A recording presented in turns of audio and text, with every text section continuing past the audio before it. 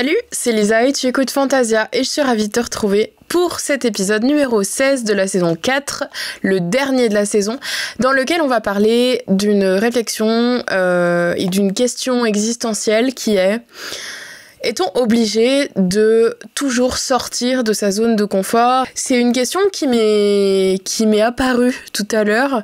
J'ai été à la piscine en fait, et justement pour le coup je sortais de ma zone de confort, mais j'y sortais en étant préparée à en sortir et en me challengeant justement. Et par justement, je veux dire de manière non injuste, de manière bienveillante pour moi et de manière à ce que ça m'enthousiasme et non de manière à ce que ça mette la pression.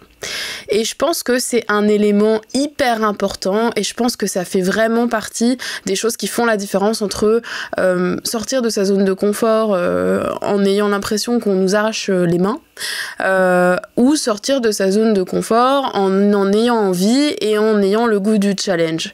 Et le truc, c'est que plus tu vas te confronter à des situations où tu te forces à sortir de ta zone de confort et où tu ne t'écoutes pas parce que tu penses que c'est ça qu'il faut faire pour toi, sans pour autant en être convaincu et sans pour autant que tu sois convaincu que c'est bienveillant, et au plus tu vas te rebuter d'une certaine manière d'essayer de sortir de cette zone de confort.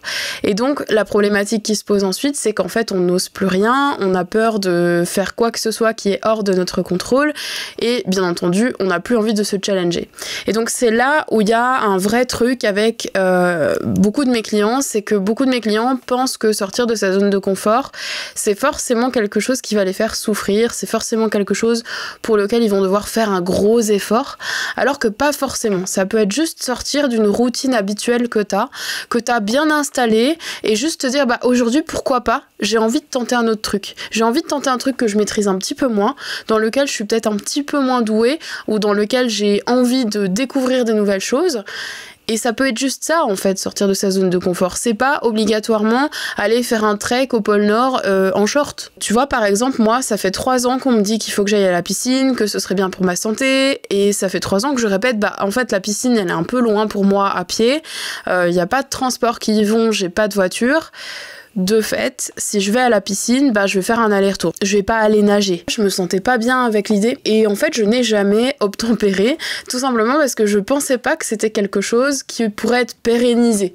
Donc en fait l'idée c'était que je doive faire un effort pour aller à la piscine en sachant pertinemment que j'avais aucune envie d'y aller et que de toute façon je n'arriverais pas à perpétuer cette habitude-là sur le long terme parce que c'était impossible. Physiquement c'était pas possible, dans mon emploi du temps c'était pas possible et dans mes envies c'était pas non plus possible. Donc à aucun moment ça aurait pu fonctionner. A contrario, je t'ai déjà parlé de mon club de sport, ben là c'était facile, c'est à 5 minutes de chez moi, j'ai aucune excuse. S'il pleut, s'il vente, s'il neige, je peux y aller quand même.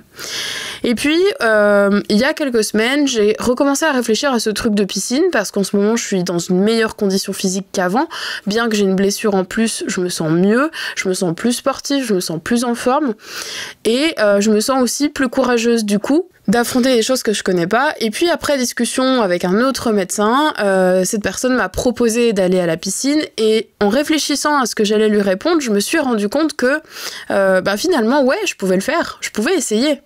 Et ce que j'ai dit à mon médecin, c'est pas ok, je vais aller à la piscine toutes les semaines, 2 fois par semaine sur le temps de midi parce que je sais où elle est et que ça va être génial.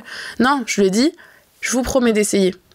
Je vous promets d'essayer, je vous promets d'y aller d'ici à ce qu'on se revoie et je vais essayer et je vais voir ce que ça donne et je vous dirai la prochaine fois si je continue ou pas. Et donc je me suis challengée mais sur quelque chose qui était confortable pour moi et que j'étais convaincue de pouvoir arriver à faire.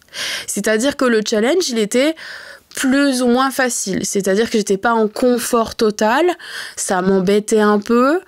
Mais en même temps, c'était quelque chose qui était faisable pour moi et qui allait pas me nuire, qui allait pas être compliqué, j'allais pas me saboter quoi. Et ben ça c'est fini que j'ai pris une carte de 10 entrées à la piscine. Et que je me vois retourner à la piscine juste pour mon plaisir personnel, pas pour le médecin en question.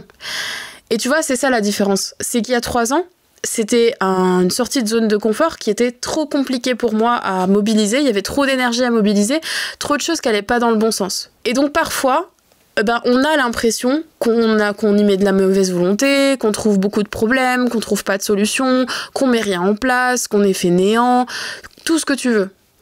Mais parfois, il y a une raison à ça, Et c'est pas toujours forcément évident. Là, c'était facile de te raconter ça parce que j'avais la raison de manière très consciente. Logistiquement, ça marchait pas. Mais parfois, il y a des raisons qu'on ignore parce qu'on a vécu des trucs, parce qu'on a des blocages, parce qu'on a des croyances, etc. Et donc, parfois, il y a des choses qu'on ignore, on sait pas pourquoi, mais on sent bien que ça va pas le faire. Et si tu sens bien que ça va pas le faire, c'est pas le moment de te challenger. Tu vas juste te casser les dents et casser ta confiance en toi si tu vas te challenger quand tu sens que tu peux pas le faire. Par contre, tu peux viser plus bas.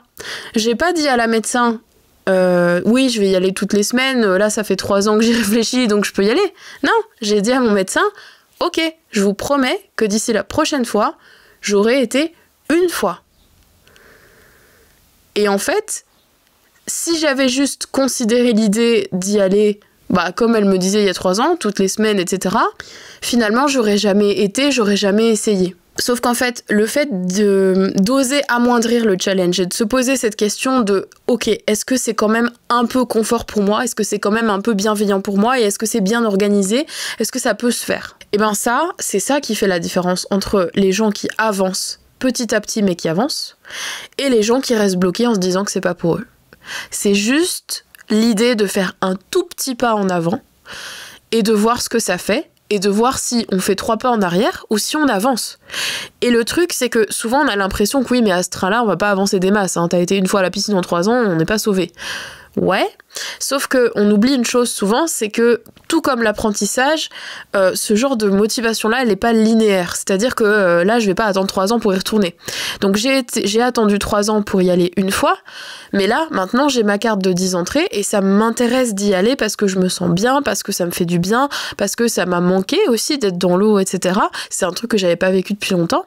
Donc tout ça fait qu'en fait, ok, j'ai mis 3 ans à m'y mettre, mais tout comme le sport en club, j'ai mis des années à retourner dans un club de sport parce que je trouvais pas ce qu'il me fallait. Et finalement, maintenant j'y vais 2 fois par semaine et je rajoute encore une séance de piscine en plus dans la semaine. Donc au final, il y a, 5 ans, je faisais 0 sport, j'avais juste un boulot physique mais je faisais pas de sport, alors que j'étais en bonne santé.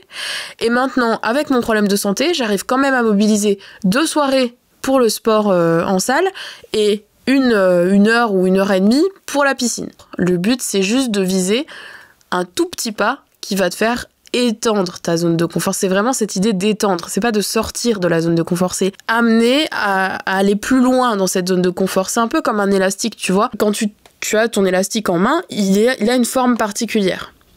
Tu peux pas arriver à ce que ton élastique, du jour au lendemain, il soit immense et qu'il reste dans une position immense. Il peut pas rester hyper large. Il va falloir à un moment donné, petit à petit, l'étirer de plus en plus loin, et au fur et à mesure que tu l'étireras de plus en plus loin, là, il va rester de plus en plus grand. Mais ça prend du temps.